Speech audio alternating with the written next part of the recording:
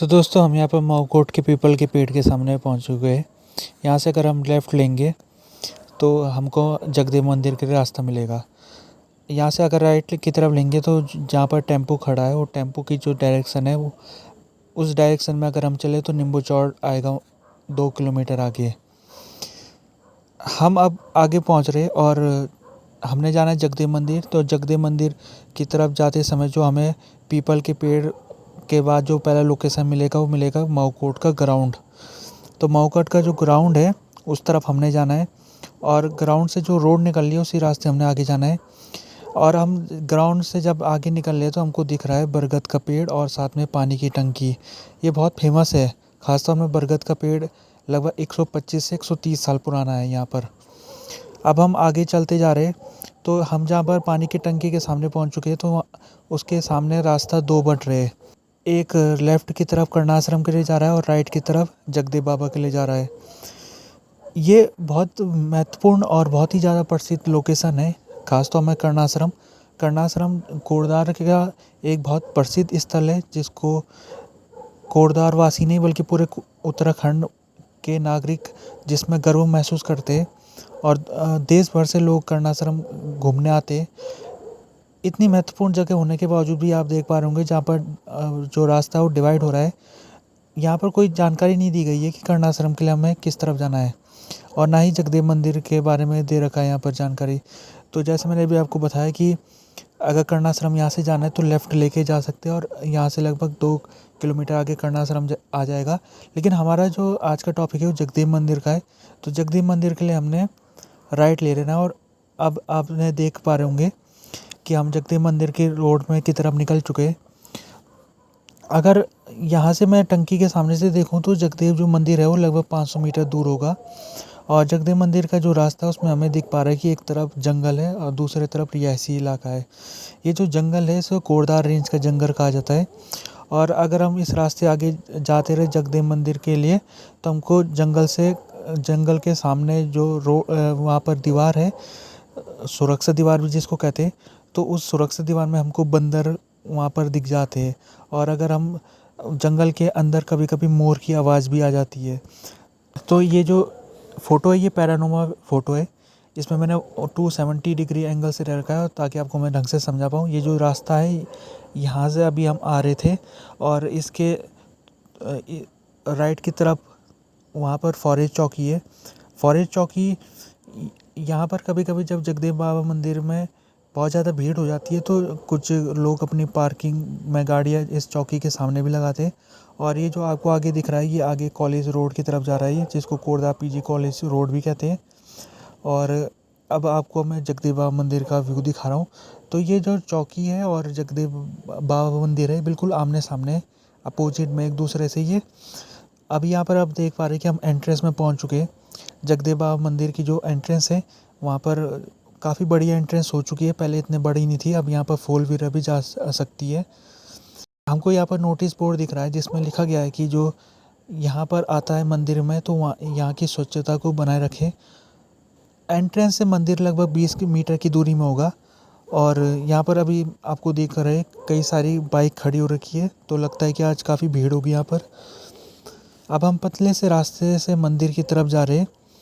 पेड़ होने के कारण यहाँ पर मंदिर का व्यू ढंग से नहीं दिख पा रहा है। अगर पेड़ नहीं होते तो मंदिर क्योंकि ऊंचाई में थोड़ा तो दिख जाता है अच्छा खासा व्यू, लेकिन नहीं दिख पा रहा है फिलहाल हमें। अभी हम आगे चलते हैं तो यहाँ पर हमको स्टैंड दिख रहा है जहाँ पर हम जूते चप्पल निकाल सकते हैं। अब हम सीढ़ियों के सामने पहुँच चुके हैं। ये जो सीढ़ियों के सामने आप टीन सेट देख रहे हो ये काम पिछले 4-5 सालों में हुआ है और इस काम करने के बाद ये मंदिर काफ़ी ज़्यादा भव्य हो चुका है। अभी इस काम को कराने में यहाँ के जो नागरिक है इस इलाके के उन्होंने काफ़ी सहयोग दिया था। उनके बारे में मैं अभी आपको आगे बताऊँगा। आप देख सकते हो जो काम हुआ है उसमें एक तो टीन सेट हुआ है, साथ में जो फर्श में जो टाइल लगी है और रेलिंग जो लगी हुई है उसने मंदिर की खूबसूरती में 4 चाँद लगा दिए है। जैसे कि आप देख पा रहे हैं कि ऊपर मंदिर जाने के लिए हमें कई सीढ़ियों में चलना पड़ेगा। सीढ़ियाँ चलते समय बीच में हमें नाग देवता का मंदिर के लिए एक रास्ता दिखाई दे रहा है। कई लोग यहाँ पर पहुँच के यहाँ पर धूप जलाते, दिया जलाते हैं। और हम थोड़ी सी आगे सीढ़ी में चले तो यहाँ पर हमको नल भी दिखाई दिया नल में यहाँ पर हम हाथ और पाँव धो सकते हैं। उसके बाद हम और ऊपर सीढ़ियाँ चढ़ रहे हैं तो हमको यहाँ पर पहला मंदिर दिख रहा है। ये जो मंदिर है ये जगदेव बाबा मंदिर है। ये जो मंदिर का ढांचा है इसे भी अभी बनाया गया है। इससे पहले ये जो मंदिर था काफ़ी छोटा हुआ करता था, जिसके दर्शन मैं आपको अभी कराने जा रहा हूँ।